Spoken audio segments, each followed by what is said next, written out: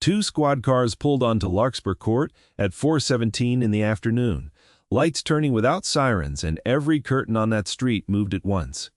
Daniel Reyes was standing in the middle of the road with his hand hovering an inch behind his son's bicycle seat, close enough to catch him, far enough to let him believe he was doing it alone. Tyler was 7. The bike was blue, too big for him still, a hand-me-down from a neighbor's garage sale that Daniel had spent a Saturday adjusting the seat height on the training wheels had come off 9 days earlier. This was attempt number 40-something. Daniel heard the engines before he saw them, and he did what he always did when something unexpected entered his field of attention. He didn't react. He finished the thought he was in the middle of. Pedal, bud, eyes up, not down. Tyler wobbled, corrected, wobbled again. Daniel's hand stayed an inch away. That inch was the whole lesson. The cars stopped at the curb. 2 officers got out of the first one. A third came from the second, hand resting near his belt in the loose, practiced way that meant nothing yet, but was ready to mean something. Daniel straightened up slowly, kept his hands visible, and let go of the bike seat only when Tyler had rolled to a wobbling stop against the curb. "Afternoon," the lead officer said. "Can I get you to step over here for a second?"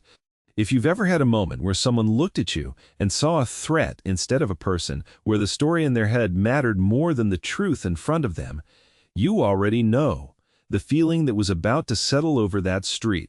Stay with this one until the end. What happened next didn't just clear one man's name. It cracked something open in that neighborhood that had been sealed shut for a long time, and by the time it was over, the people who called the police that day were the ones who couldn't look anyone on the block in the eye. 3 weeks earlier, Daniel Reyes had moved into the house at the end of Larkspur Court, the one with the short driveway and the maple tree that dropped too many leaves in October. He was 34, quiet, and he kept his lawn mowed on a schedule you could set a clock to. He worked from home most days doing structural inspection consulting for a firm 2 towns over, the kind of job that required him to drive out to bridges and parking garages and stand underneath them with a flashlight and a clipboard, looking for the kind of cracks that didn't show up unless you knew exactly where to look. He had Tyler on his own. There was a mother somewhere in another state, a custody arrangement that had resolved itself quietly and without drama a year and a half earlier. And Daniel didn't discuss it with anyone, not because he was hiding something, but because it wasn't anyone's business, and he had never been a man who explained himself unless someone had earned the explanation. The cul-de-sac had a rhythm before he arrived. 6 houses arranged in a loose circle around a patch of grass with a dead sprinkler head in the middle. A neighborhood group chat that had started as a tool for reporting lost cats and evolved into something closer to a surveillance committee.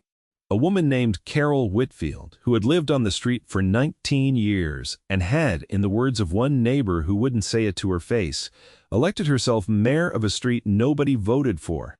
Carol noticed Daniel before anyone else did, because noticing things was what she did with her days. She noticed that he didn't wave first. She noticed that no woman ever came to the house, not on weekends, not for pickups, not ever, and she filed this away. The way she filed away every observation that didn't fit the shape she expected a family to have. She noticed that Tyler played alone in the front yard some afternoons while his father worked at a laptop on the porch, glancing up every few minutes, present but not hovering, and she decided this looked less like trust and more like neglect, because in her experience, a father alone with a child for that many hours a day was an anomaly. To Carol were suspicious by default. She said as much in the group chat 3 days after Daniel moved in. "Anyone know anything about the new guy on the end? Single dad? Where's mom? Something feels off." Nobody answered directly, but the question sat there, the way a stone sits in a shoe, small and constant and impossible to ignore. Daniel didn't know about the group chat. He wouldn't have cared if he had. He was not a man who curated his image for an audience. He built things and checked things and raised his son. And the opinions of people who hadn't spoken a full sentence to him yet did not register on any scale he used to measure his life. What he did know was that Tyler wanted to learn to ride a bike before the school year started, because his friend Marcus down the street had learned over the summer and had not stopped talking about it. Daniel had bought the bike secondhand, tuned the brakes himself in the garage, checked the tire pressure twice, and set aside 45 minutes every afternoon after his work calls ended, to take Tyler out onto the quiet street and teach him. He did not explain this to anyone. He had no reason to think he needed to. The first week, Carol watched from her window as Daniel jogged alongside the bike, one hand near the seat, occasionally raising his voice. Not in anger, but in the particular sharp tone parents use when a child is about to steer into a mailbox. She watched Tyler wobble and fall twice, scrape a knee, cry for exactly the length of time it takes a 7-year-old to cry before getting distracted by something else, and get back on the bike because his father told him to try again. Carol did not see a father teaching his son to ride a bike. She saw a large man moving quickly and shouting at a small, crying child, and the shape that fit her expectations clicked into place before the facts had a chance to argue with it. She texted the group chat again. "That man is out there every day yelling at that kid. Today he actually grabbed his arm when the kid fell. I don't like it." A neighbor named Ron Palmieri, 2 doors down, replied, "Probably just teaching him to ride. My dad did the same thing with me." Carol did not respond to that. 2 days later, she called the police. She did not call them the day Daniel supposedly grabbed Tyler's arm. She waited, watched 2 more sessions, built her case the way she believed a responsible citizen should, cataloging each afternoon like entries in a ledger. And on the 3rd day, when Daniel jogged alongside the bike with his hand an inch from the seat and his voice raised to be heard over the wind, she made the call. "Suspicious behavior," she told the dispatcher. "A man, alone, aggressive, with a child in the street." She used the word aggressive 3 times in a call that lasted 2 minutes and 40 seconds. She did not use the word bicycle once.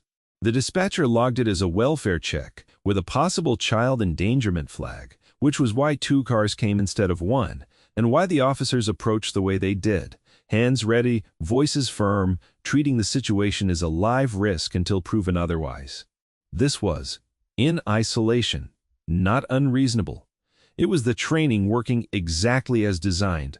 The problem was never the training. The problem was what had been fed into it. The lead officer's name was Sergeant Mara Delgado, 11 years on the force, the kind of cop who had learned early that the loudest witness at a scene is rarely the most reliable one, and that the truth usually sits quietly to one side, waiting to be asked the right question. "Sir, I need you to step away from the bike for a moment," she said. Daniel did not argue.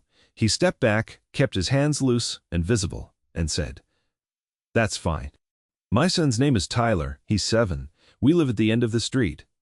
House number 6. I'm his father. Someone in the neighborhood called about a man yelling at a child and possibly grabbing him. I raised my voice, telling him to keep his eyes on the road instead of the pedals. He fell twice this week and I caught his arm once, so he didn't go down on the pavement. That's the extent of it." He did not raise his voice saying this. He did not gesture. He gave the facts in the order they happened and stopped talking when he was done, which unsettled Delgado slightly, because guilty men and innocent men both tended to talk more than that out of fear or out of outrage, and Daniel Reyes was doing neither.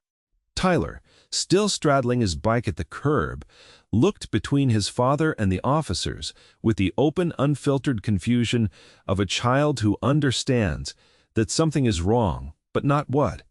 "Dad, did I do something bad?" "No, bud. You didn't do anything. Just stay there a second." Delgado crouched slightly, not enough to seem theatrical, just enough to bring herself closer to the boy's eye level. "Hey, Tyler, can I ask you something? Were you scared just now, before we drove up?" "No, I almost went in Mrs. Whitfield's flowers, though. Dad grabbed me so I didn't fall on the sidewalk. Did that hurt?" "No. He does that so I don't get a boo-boo." Delgado straightened up. She had done this job long enough to know that children, when asked plainly and without leading, told the truth, in a way adults had usually trained themselves out of. She glanced at her partner, a younger officer named Castillo, who was already visibly recalculating the shape of the call in his head, the tension in his shoulders easing by degrees. The 3rd officer from the 2nd car walked the perimeter of the scene out of habit rather than necessity, looking at the bike itself, the tuned brakes, the correctly adjusted seat height, the helmet on Tyler's head that had clearly been fitted rather than grabbed off a shelf, small details that told a story of care rather than neglect, if you knew to read them. Doors had opened along the cul-de-sac by then. Ron Palmieri stood on his porch with his arms crossed, not in judgment of Daniel, but in the specific irritation of a man who had predicted exactly this outcome and hated being right. Two other neighbors stood at the edge of their lawns, phones out, filming, because filming had become the reflex response to anything with flashing lights, regardless of whether anyone understood what they were filming.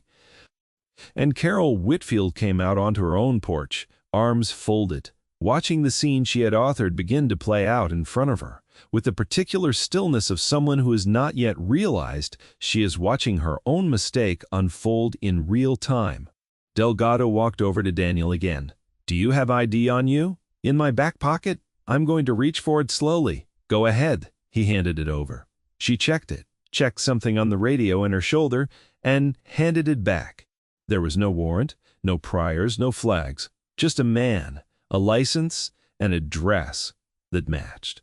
"I want to ask you a few more questions, if that's all right. Not because I think anything happened, because I have to close this out properly." "That's fine. How long have you lived here?" 3 weeks. "Any prior complaints, incidents, anything like that at a previous address?" "No." "Is there anyone else in the home?" "Mother, partner, anyone?" Daniel's expression did not change, but something in the set of his shoulders indicated this was the question he had been waiting for, the one underneath the other ones. "No, it's just me and Tyler. Full custody." "It's documented. I can give you the case number if you need it for your report, but I'd rather you ask me directly than assume something from an empty question." Delgado looked at him for a moment, longer than the question required. "I appreciate you saying that. Most people get defensive when I ask it that way. I'm not going to get defensive about being his father. I'm good at it." He said this the way he might have said a beam could hold 4,000 pounds. A fact, checked and rechecked, not a boast.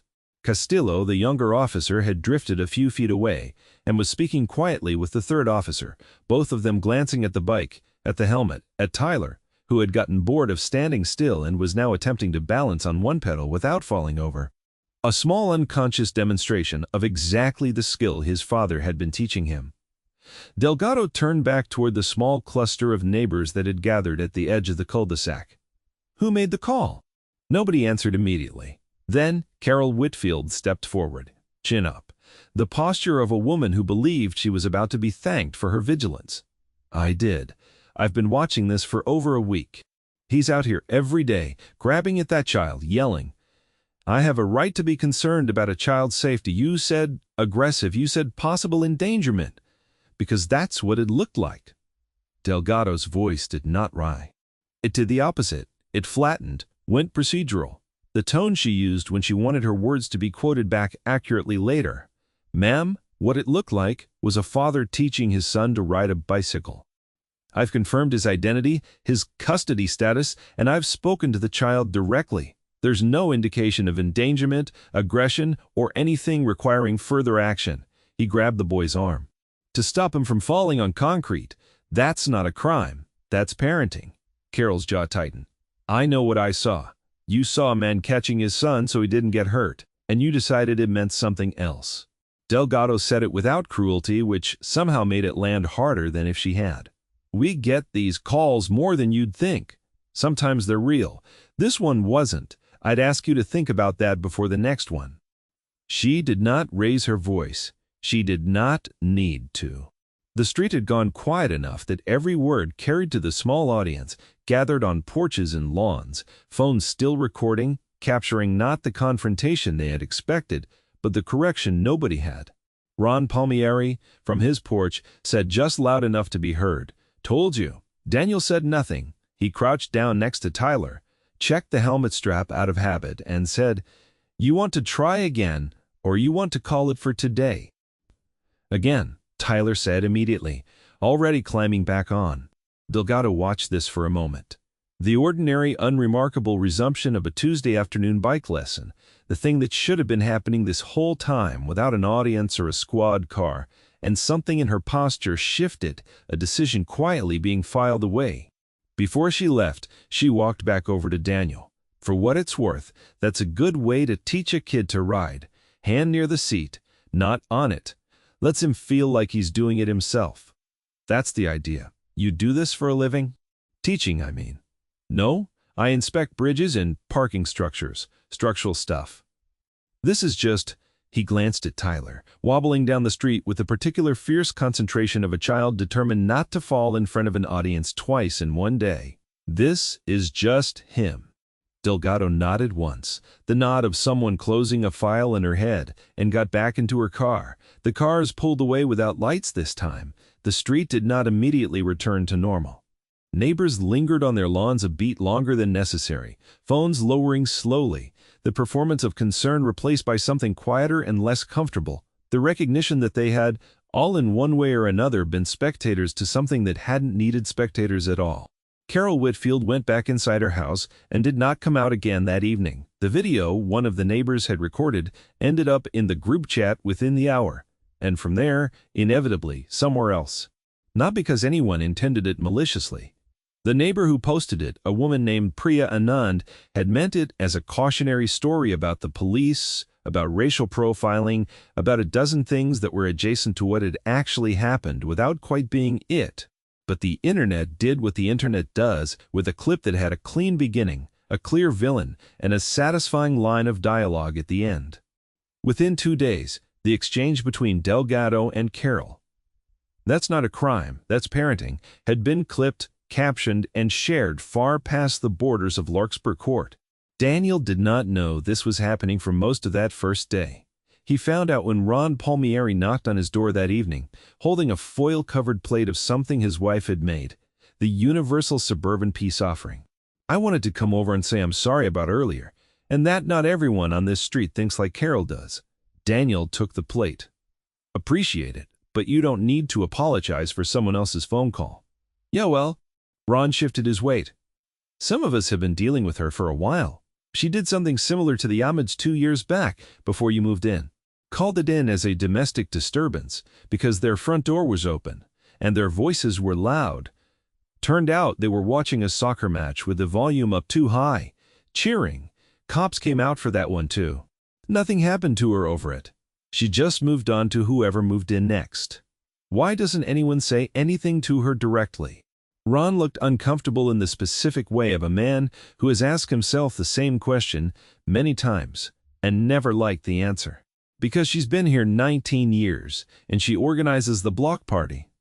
And she's the one who notices if your trash cans get left out too long, or your gutters need cleaning, and people don't want the hassle of being on her bad side.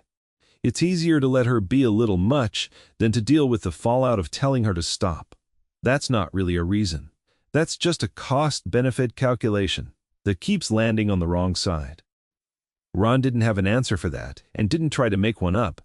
Over the following days, the story kept moving in a way that had nothing to do with Daniel's intentions and everything to do with momentum. A local news outlet picked it up, framed loosely around themes of implicit bias and single-parent stigma, and ran a short segment with Daniel's blurred face and altered voice, since he had declined to be interviewed on camera, wanting no part of turning Tyler's bike lesson into a media spectacle. He agreed only to a short written statement, delivered through a neighbor he trusted, rather than directly to any reporter, which read, in full, "I was teaching my son to ride a bike. The officers were professional and fair. I'd rather this be the end of it than the beginning of something bigger." It was not, however, the end of it, because the story had already outgrown his wishes. Carol Whitfield found herself, over the following 2 weeks, the subject of a particular kind of scrutiny she had spent 19 years directing outward and had never once expected to receive. Someone dug up the earlier complaint about the Ahmeds. Someone else found a complaint she had filed against a teenage boy 2 streets over for loitering outside his own house while waiting for a ride. A pattern emerged that she had never seen as a pattern because she had never had to look at her own behavior from the outside, only ever from the position of the one doing the watching. The Homeowners Association, which Carol had run essentially unopposed for over a decade, held an emergency meeting. It was not emergency in the sense of any real crisis. Nothing had been damaged, no one had been hurt, but in the sense that enough residents had quietly decided independently and then collectively that something needed to be said out loud that had gone unsaid for years. Daniel was not going to attend. He had no interest in it. No appetite for turning a private matter into a public reckoning. And he told Ron as much when Ron mentioned the meeting was happening. "You don't have to say anything," Ron said. "But some people would really like it if you were just in the room. Why does it matter if I'm there? Because when you're not in the room, it's easy for people to talk about you like you're a story instead of a neighbor. Being there kind of forces everyone to remember you're just a guy who lives on the street." Daniel considered this the way he considered most things, slowly, without visible urgency, weighing the actual mechanics of the situation rather than the emotional pull of it. "I'll come. I'm not speaking unless someone asks me something directly." That's more than enough. The meeting was held in the clubhouse of the small community center, 2 streets over, a room with folding chairs and a coffee urn that had clearly seen better decades. 18 residents attended, more than had shown up to any HOA meeting in years, which was itself a kind of statement. Carol sat in the front row, not at the head table where she usually presided, a small relocation that everyone in the room understood the significance of without it needing to be announced. The interim chair, a soft-spoken man named Harold Voss, who had lived on the street even longer than Carol and had mostly stayed out of its politics, opened the meeting by saying, "I think we all know why we're here, so I'm not going to spend a lot of time on preamble. We had an incident. It got attention outside the neighborhood that none of us wanted, and it happened because someone made a call based on an assumption instead of a fact. I'd like to open the floor." There was a long pause, the specific silence of a room full of people who all had something to say, and none of whom wanted to be first. Priya Anand spoke first. "I posted that video. I want to say that publicly because I think owning it matters. I posted it because I was upset about what I saw, and I didn't think enough about what posting it would actually do to Daniel and his son. I'm sorry for that part of it, even if I still think what happened needed to be talked about." Ron spoke next, briefer, blunter. "This isn't the first time. It's just the first time it got seen." Then the room turned, by unspoken consensus, toward Carol. She did not stand immediately. When she did, her hands were folded in front of her in a way that looked practiced, the posture of someone who had prepared several versions of what she might say and had not yet decided which one to use. "I want to say that I called that in because I was concerned about a child. That's it. That's all it ever was. I wasn't trying to hurt anyone." "Nobody's saying you were trying to hurt anyone, Carol," Harold said, not unkindly. "But intent isn't really the question tonight. The question is, what happens now? And whether this was really the first time or just the first time it went public." Carol's composure, which had held through the initial apology, began to crack slightly at the edges. "I don't think it's fair to treat one phone call like it's some kind of pattern of—" "It's not one phone call," said a woman near the back. Daniel didn't recognize, older, sharp-voiced. "It's the Ahmeds. It's that boy on Maple who you called in for loitering outside his own front door. It's the noise complaints against the Fletchers that turned out to be their daughter's birthday party, which you knew about because you'd been invited and didn't go. I've lived here 12 years, Carol. I've watched you do this before. We all just never said anything because it was easier not to." The room went very quiet. Carol looked around at faces that had for 19 years either agreed with her or simply declined to argue, and found, for the first time, neither. "I was trying to keep this neighborhood safe," she said, quieter now. "Safe for who?" the woman said. It was not really a question. Daniel had said nothing throughout all of this. Sitting near the back with his hands loosely folded, watching the mechanism of the meeting work itself out the way he might watch a structural load redistribute after a support beam gave slightly, not with satisfaction. Exactly. But, with the recognition of a system correcting itself under pressure, it had been absorbing quietly for a long time. Harold turned to him eventually. "Daniel, would you be willing to say anything? You don't have to." "Right." Daniel considered it for a moment before standing. He did not raise his voice, and he did not need to. The room had already gone still in anticipation. "I don't have much to add. I was teaching my son to ride a bike. That's really all that happened on my end. I don't think anyone owes me an apology tour or a bunch of speeches. What I'd ask, if I'm asking for anything, is just that whatever happens after tonight, it's not about me. It's about whether the next new family that moves onto this street gets a chance to just be new without somebody deciding what their life looks like before they've said a single word to them. He sat back down. Nobody spoke for a moment. Carol did not resign that night, though she would step down from the HOA position within the month, quietly, without another public meeting, a resignation letter left in mailboxes that thanked the community for 19 years and said nothing else about why. Whether that was accountability or simply retreat, nobody was entirely sure, and, in the end, it did not matter as much as what happened afterward. Tyler learned to ride his bike 9 days after the squad cars came on a Thursday afternoon, with no audience except his father, and at Daniel's invitation, Ron's son Marcus, who had ridden down the street specifically to watch and cheer. Daniel let go of the seat, without telling Tyler he was letting go the way he'd been taught himself decades earlier, by his own father in a driveway 2 states away, and Tyler rode almost the full length of the cul-de-sac before realizing no hand was steadying him, wobbling with the sudden vertigo of unassisted balance.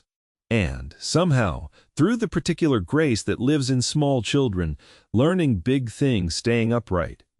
He turned around at the far end of the street, grinning breathless. "Dad, did you see that? I did it by myself?" "I saw the whole thing," Daniel called back. "You did." Carol Whitfield watched this from her window, the same window from which she had watched the lessons that led to the squad cars, though this time she did not reach for her phone.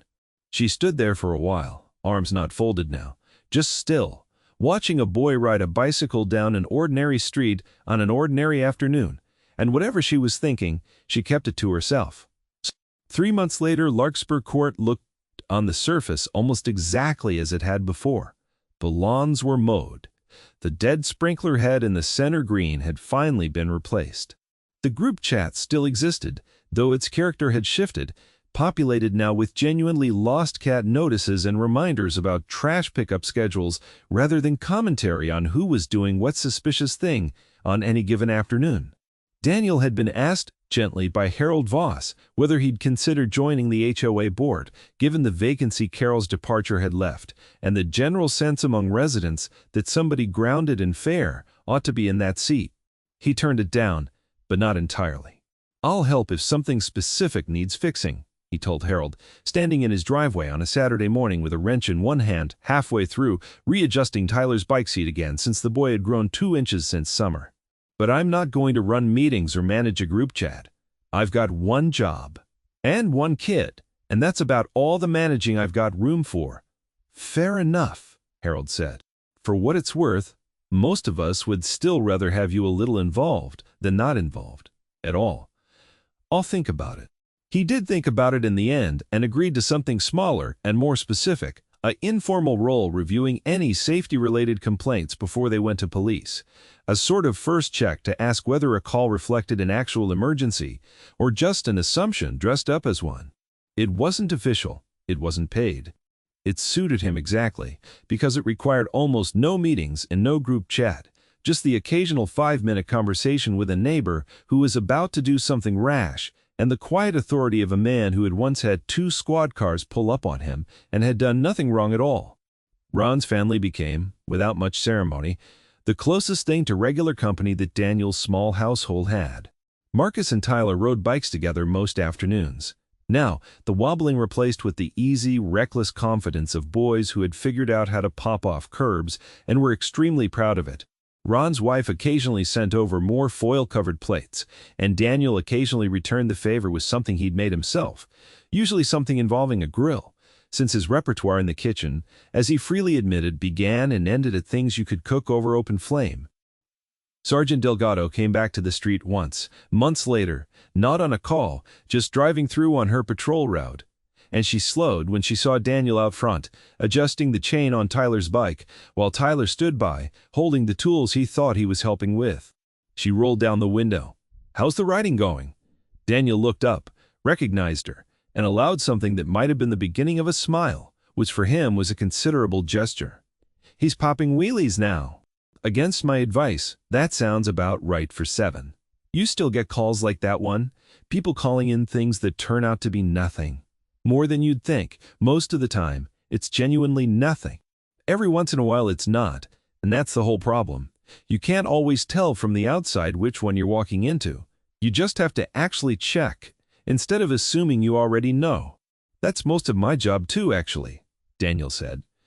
Checking instead of assuming. Bridges don't fail because nobody looked. They fail because somebody looked and decided they already knew what they'd find. Delgado nodded slowly, as if filing that away somewhere useful. You ever think about doing some kind of community training, talking to new officers about calls like that one? How to actually read a scene instead of a rumor? I inspect concrete for a living, Sergeant. I don't think anyone wants me lecturing your rookies. You'd be better at it than half the people who do it now. He didn't answer that directly, just shrugged in the non-committal way of a man who had already decided his hands were full enough and went back to the bike chain. Delgado didn't push it. She rolled the window back up, gave a small wave to Tyler, who waved back with the wrench still in his hand, and drove on. That evening, after dinner, after the dishes, after Tyler had been talked down from a bath negotiation that ran longer than either of them would have liked, Daniel sat on the back step with a cup of coffee going cold in his hand, looking out at the yard, at the bike leaned against the side of the house, at the ordinary quiet of a Tuesday that had, 3 months earlier, briefly stopped being ordinary at all. He thought about the video that had circulated, the line that had been clipped and shared and turned into something people argued about online, people who had never met him, never met Tyler, never once seen the actual mechanics of what had happened on that street.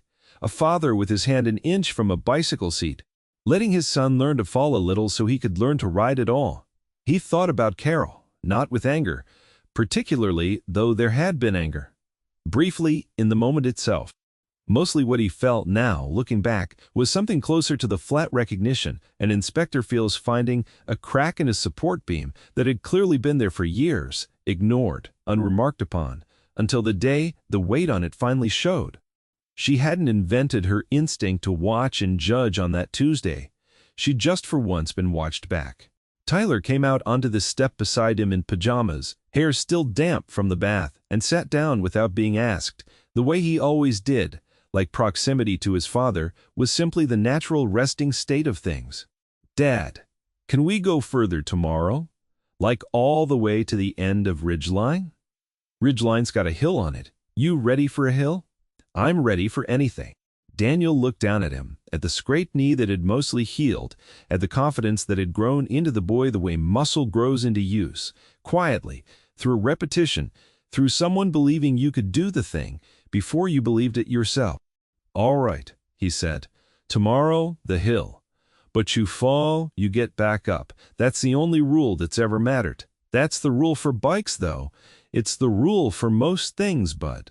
Tyler considered this with the serious, uncomplicated weight children give to things that will only make sense to them years later.